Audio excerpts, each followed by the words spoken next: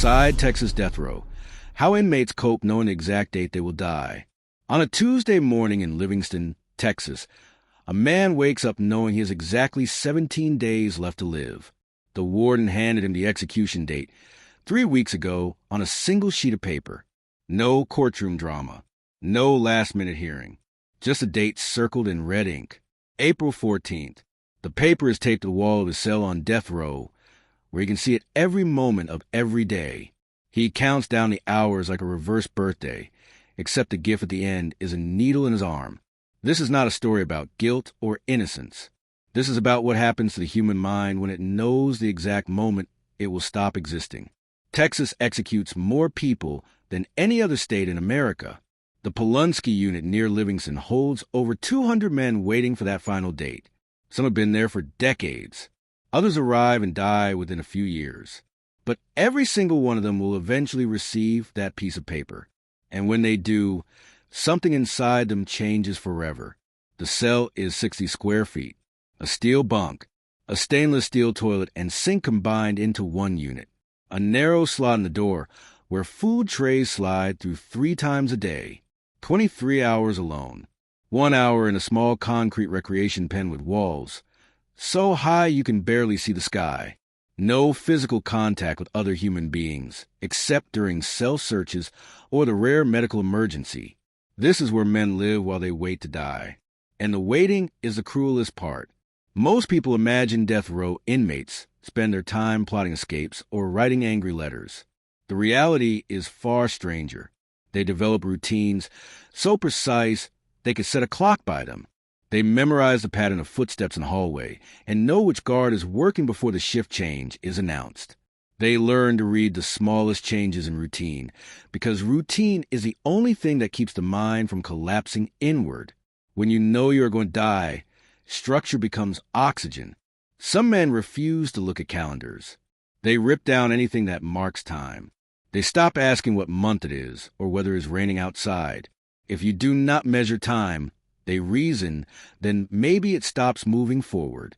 Maybe the execution date stays frozen somewhere in the impossible future. But this trick only works until the warden arrives with that paper. Once the date is set, denial is no longer an option. The future has a deadline. Others do the opposite. They count everything. Days left. Hours. Minutes if they can stand it. They make marks on the wall, like shipwreck survivors on a deserted island, except they are not counting days survived. They are counting days remaining. It is a countdown to nothing, and once it reaches 0, there is no rescue boat coming. The Polunsky unit sits in the pine forest of East Texas, surrounded by tall fences topped with coiled razor wire. Guard towers watch every corner. Inside, the death row building is separated from general population. It is quieter here. Men do not yell as much as they do in other prisons. There is less anger, more silence, the kind of silence that presses on your chest. Because everyone here is waiting for the same thing. And that shared fate creates a strange kind of order. But order does not mean peace. Fear lives in every corner of these cells. It hides in the sound of footsteps approaching at an unusual hour. It lives in the rattle of keys that might mean your name has been called. And it explodes into full panic when the warden finally arrives and hands you that single piece of paper. Because in that moment, your death stops being abstract. It becomes a scheduled appointment. And there is no calling in sick. Like, share, and subscribe. Stay with us for more real stories and honest lessons from the inside. Now let's go inside. The psychology of knowing your death date is not something most people can understand. Imagine circling a day on your calendar and knowing with absolute certainty that you will not see the day after. No chance of a car accident instead. No possibility of a heart attack, stealing that date from the state. The state owns that day. They have scheduled your death like a dentist appointment. And unlike every other appointment in your life, you cannot reschedule. Dr. Sarah Mitchell spent 11 years interviewing death row inmates across Texas. She is a clinical psychologist who specializes in extreme confinement and terminal awareness. She does not work for the prison system. She works for a university research team studying how human beings cope with predetermined mortality. What she found changed everything she thought she knew about the human mind. The inmates did not break the way she expected. They broke in far more complicated ways. The first stage is denial mixed with hope. This happens in the years before the execution date arrives. Men tell themselves the appeals will work. New evidence will surface. A witness will recant. The governor will call. DNA testing will prove something. They watch the news obsessively for stories about wrongful convictions being overturned. Every legal victory for another inmate becomes proof that miracles still happen. They build entire worlds inside their heads where they walk free.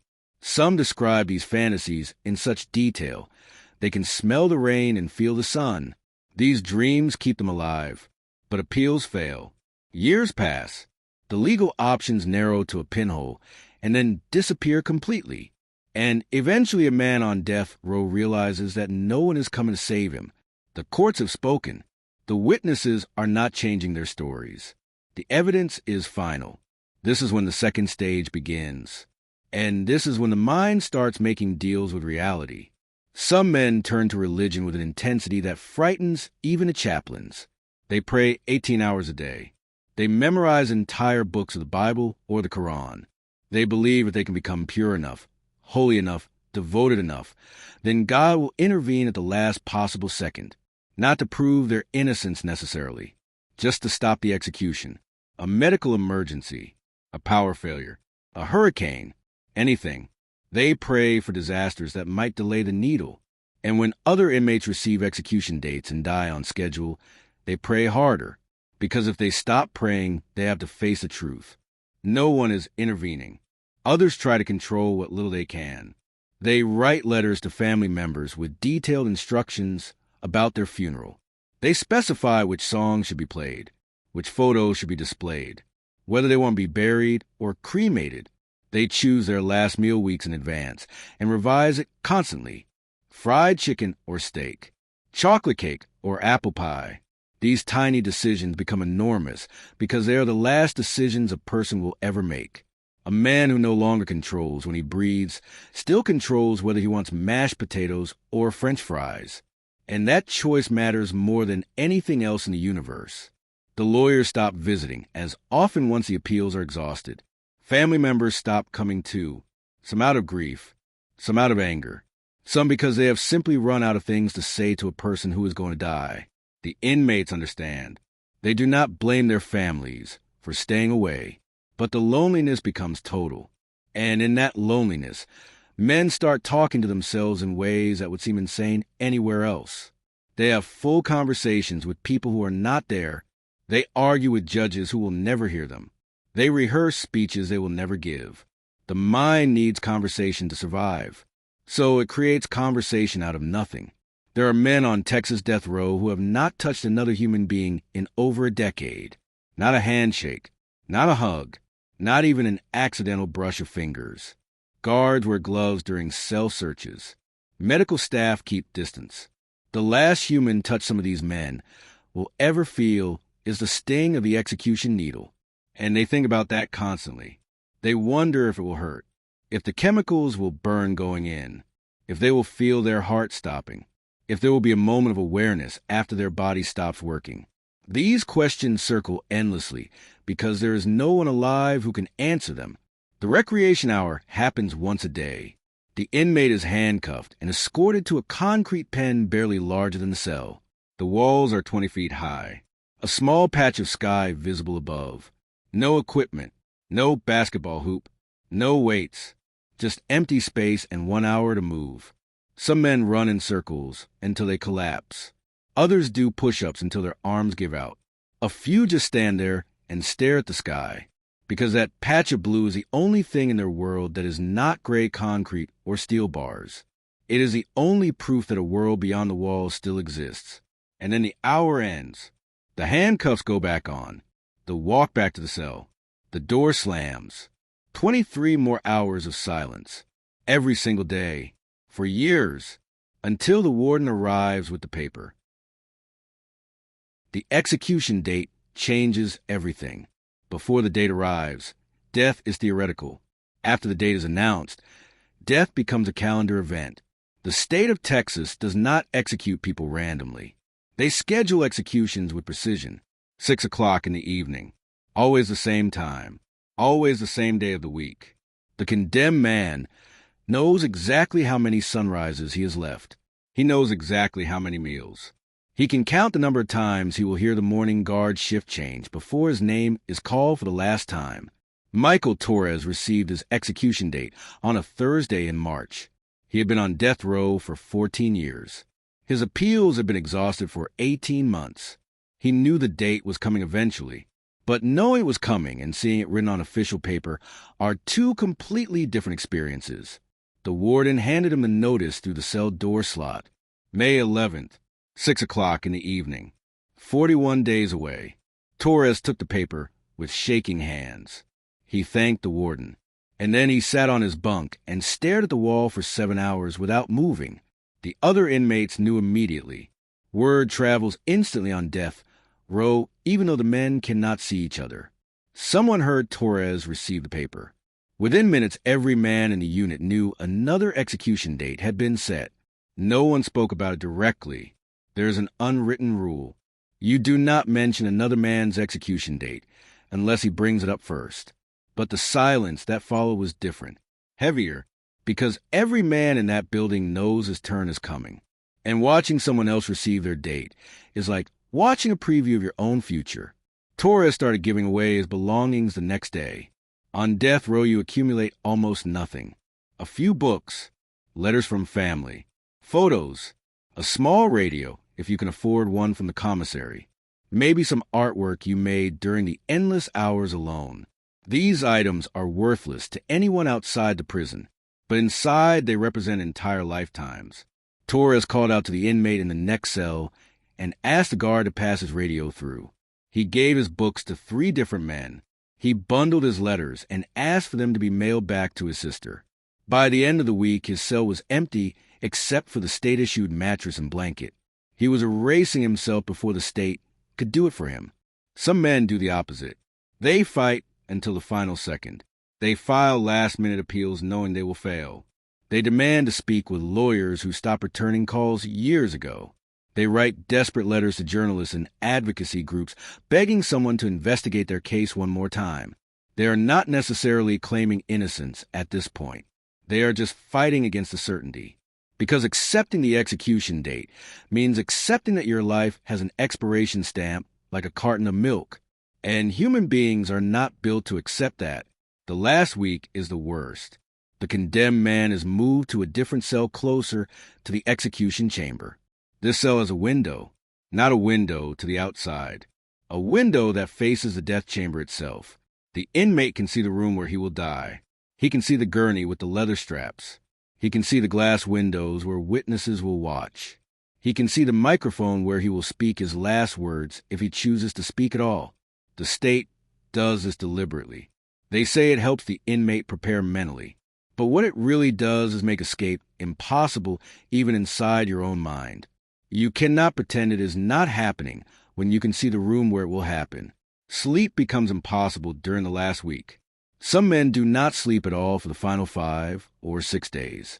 Their bodies are flooded with adrenaline and cortisol, fight or flight chemicals. Except there is nowhere to fight and nowhere to flee. The body does not understand this. So it just keeps pumping chemicals designed for escape into a person who is locked inside a concrete box. The result is a kind of exhaustion that goes beyond tiredness. Men report feeling like they are watching themselves from outside their own bodies, like they are already ghosts. The prison chaplain visits every day during the last week. Some inmates talk to him, others refuse.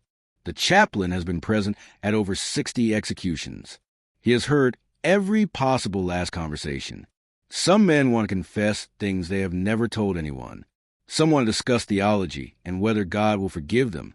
Some just want another human voice in the room because the silence is unbearable. And some tell the chaplain to leave and never come back because talking about God when you are about to be killed by the government feels like the cruelest joke in the world. Visitors are allowed during the final week. Family members can request extended visits. The inmate sits behind a glass barrier and speaks through a telephone. No touching. No physical contact. Mothers talk to sons they will never see again. Children talk to fathers who will be dead before sunrise. These conversations are impossible. What do you say to someone who is going to be executed in 4 days? How do you talk about normal things like weather or television shows when you both know this is the last time you will ever speak? Most of these visits end with both people crying, and no words left that mean anything. There's a final meal tradition, but it is not what most people imagine. Texas abolished special last meal requests in 2011 after one inmate ordered an enormous feast and then refused to eat any of it. Now, condemned inmates receive the same meal as everyone else in the unit that day, whatever is on the regular prison menu. Sometimes it is meatloaf. Sometimes it is chicken patties. The last thing you taste before you die might be instant mashed potatoes from an industrial kitchen. There is something horrible about that, something that strips away any remaining dignity. You do not even get to choose your final flavor. The day of the execution arrives like every other day. The sun rises. Breakfast comes through the slot. The prison functions normally, except one man is counting hours instead of days now, counting minutes. His lawyers make final calls to the courts, hoping for a stay that will not come. His family gathers in a waiting room, trying not to fall apart. And the man himself sits in a cell staring at the clock, knowing that when the hour hand reaches 6, his life ends. The execution protocol in Texas follows exact steps that never change. This consistency is intentional. The state does not want variation. Variation creates legal challenges. So every execution follows the same timeline down to the minute. At 4 o'clock in the afternoon, the condemned man is offered a shower.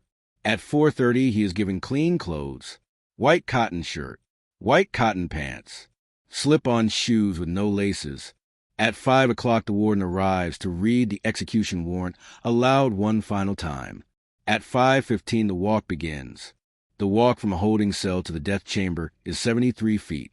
Some men count the steps. Others close their eyes and let the guards guide them. The condemned inmate is surrounded by 6 corrections officers, 3 on each side, not because escape is possible, but because some men collapse when their legs stop working. The body knows what is happening even if the mind is trying to deny it. Knees buckle, feet drag. Guards have to half-carry men those final steps because the human nervous system rebels against walking toward its own termination. The death chamber at the Huntsville unit is small and white and filled with fluorescent light. The gurney sits in the center of the room. It looks like a medical examination table, except for the leather straps. Arms, chest, legs, ankles, 8 straps total. The inmate is instructed to lie down. Most comply without resistance. A few have to be forced. But by this point, there is no fight left. The adrenaline is burned through. The terror has exhausted itself. What remains is a kind of numb acceptance. This is happening. This is real. There is no door that leads anywhere except to death. The execution team straps the condemned man to the gurney. They pull the leather tight enough that movement becomes impossible. The inmate stares up at the ceiling tiles while strangers secure his body. Then the needles go in. 2 intravenous lines, 1 in each arm. Backup lines in case one fails. The needles are inserted by medical professionals who are not allowed to identify themselves. Doctors take an oath to do no harm, but someone has to insert the needles. So nameless technicians and scrubs do the work while the inmate watches his own arms being prepared for poison. The witnesses file into the viewing rooms. There are 2 rooms separated by a partial wall. 1 room for the victim's family, if they choose to attend. 1 room for the condemned man's family and his selected witnesses. He is allowed to choose 5 people. Most pick family members. Some pick lawyers or spiritual advisors.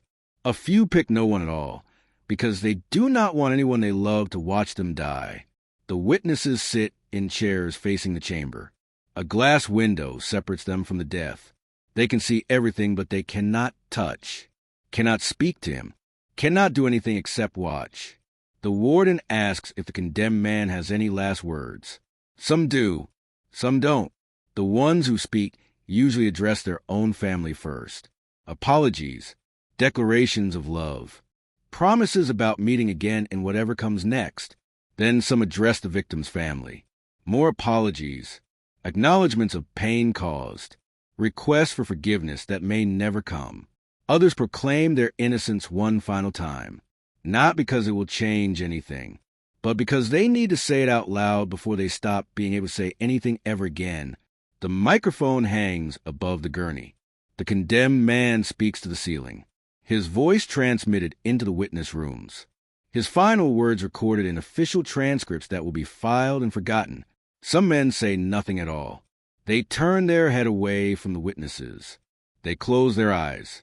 They wait in silence for the chemicals to begin. This is their final act of control. The state can kill their body, but it cannot force words from their mouth. So they choose silence. And the silence feels like resistance, even though resistance is impossible. The warden signals to the execution team in the next room. The executioners cannot be seen by the witnesses or the condemned. They work behind a one-way mirror. Anonymous technicians who push the plungers.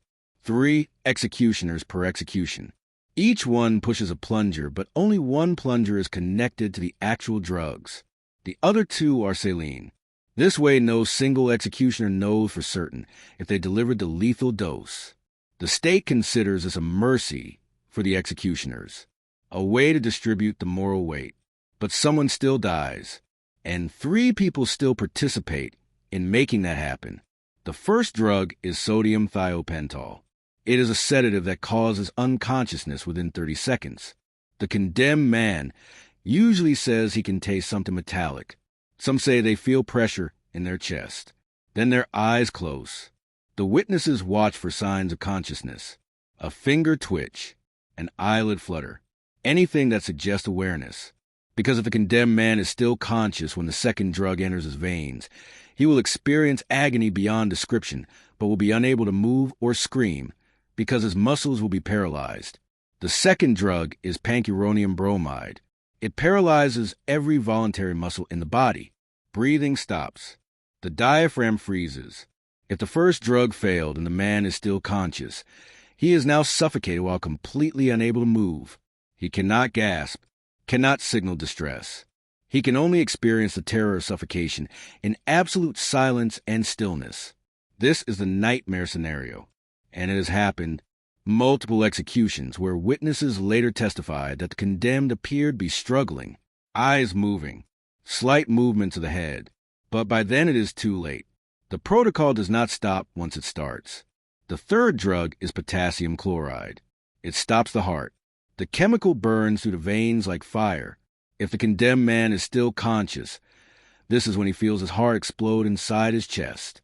Witnesses describe seeing the body go rigid, veins bulging, skin changing color. Then stillness, complete and total stillness. The chest stops moving. The machines monitoring vital signs go flat. A physician enters the chamber and checks for a pulse, checks for breathing, checks pupil response, then pronounces the time of death. The entire process from first drug to death pronouncement takes approximately 7 minutes.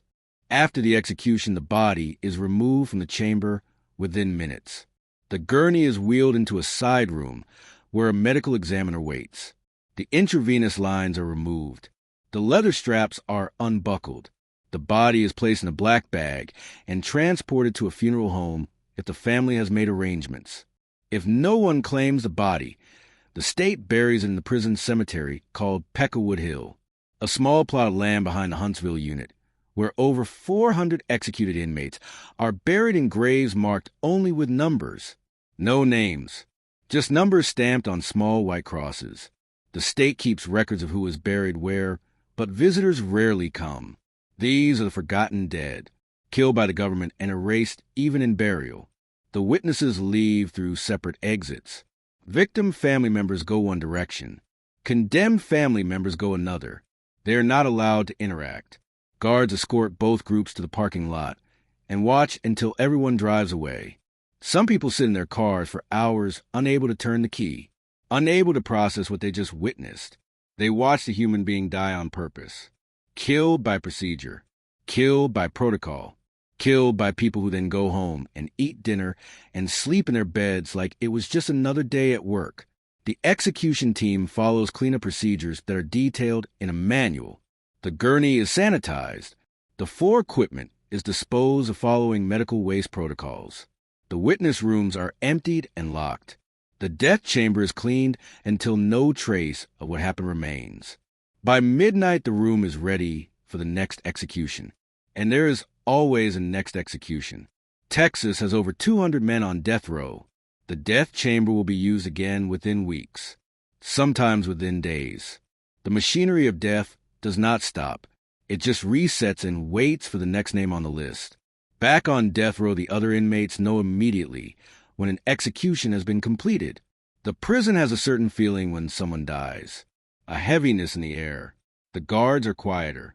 The routine feels different even though nothing has technically changed. The men in the cells do not talk about it directly, but they all think about it. They all imagine themselves on that gurney. They all wonder if they will be brave or if they will break. They all question whether they will speak last words or choose silence. And they all know their turn is coming. Some inmates keep count of how many executions happen while they are on death row. They mark them like soldiers mark mission survived. Every execution that is not theirs is another day alive, another week, another month, but the list keeps growing. And eventually watching others die stops feeling like survival and starts feeling like waiting in line. You are not escaping death. You are just not first in line. And the line only moves in one direction. The psychological impact on the people who carry out executions is rarely discussed. The warden who reads a death warrant. The guards who walk the condemned man to the chamber. The technicians who insert the needles and push the plungers. The physician who pronounces death. These people go home to families. They have children and pets and normal lives. But they also participate in killing human beings as part of their job. Some quit after a few years. Others become numb to it. They describe it as just following procedure, just doing what the law requires. But studies show that execution team members have higher rates of depression, divorce, and substance abuse than other prison staff. Killing people, even legally, damages the killers. The families of the condemned carry their own kind of death sentence. They watch someone they love slowly disappear into the prison system. They visit when they can afford to. They write letters. They send photos. They try to maintain connection across concrete and steel and razor wire. And then one day they receive notice that an execution date has been set. They have weeks to say goodbye, weeks to prepare for a loss they have seen coming for years, but can never truly be ready for. And then they sit in a witness room and watch their son or brother or father die while strangers in uniform stand guard. The trauma of that experience never fades. It lives in their bodies forever. There are families of murder victims who attend executions believing it will bring closure. They have waited years for this moment. They have testified at trials and appeals hearings. They have demanded justice. And justice in Texas often means death. But watching the execution rarely brings the peace they hoped for. Many report feeling empty afterward, hollow. The person who killed their loved one is dead now, but their loved one is still dead too. The execution did not bring anyone back. It just added another death to the pile. Some victim family members become opponents of the death penalty after witnessing an execution. They realize that killing the killer did not heal their pain. It just created more pain in a different family. The appeals process is designed to take years. This is intentional. The courts want to be certain before they allow an execution to proceed. But the length of the process creates its own form of torture. Men spend decades in solitary confinement, waiting for their case to move through the system. The isolation destroys mental health. Studies show that prolonged solitary confinement causes hallucinations, paranoia, and cognitive decline. By the time some inmates are executed, they are no longer the same person who committed the crime. They have been fundamentally changed by years of extreme isolation. And then the state kills them anyway. There are currently over 200 men on Texas death row. Some have been there for over 20 years. Some will die of natural causes before their execution date arrives. Others will win appeals and have their sentences reduced to life without parole. But most will eventually receive that piece of paper with a date circled in red. Most will eventually take that 73-foot walk. Most will eventually lie down on that gurney and feel the needles go in. This is the reality of death row, not dramatic escapes, not last-minute pardons. Just men in concrete boxes counting down the days until the state schedules their death. The question that haunts everyone involved is whether this system makes society safer, whether executing people prevents future murders. The evidence suggests it does not. States without the death penalty have similar or lower murder rates than states with active execution chambers. The death penalty does not deter crime. It does not bring back victims. It does not heal trauma. What it does is allow the government to kill people in a systematic, procedural way. And the people who live on death row, the people who know the exact date they will die, spend their final days not thinking about deterrence or justice or policy. They think about the taste of their last meal, the sound of footsteps in the hallway, the face of their mother in the witness room, the cold feeling of a needle going in. They think about the fact that their life has been reduced to a countdown. And when the countdown reaches 0, they stop being a person and become a statistic. Another number buried on Peckerwood Hill. Another name crossed off a list. Another death in a system that never stops killing. If you found this story meaningful and would like to see more documentaries like this, a subscription would mean a lot. But only if it feels right to you. See you next time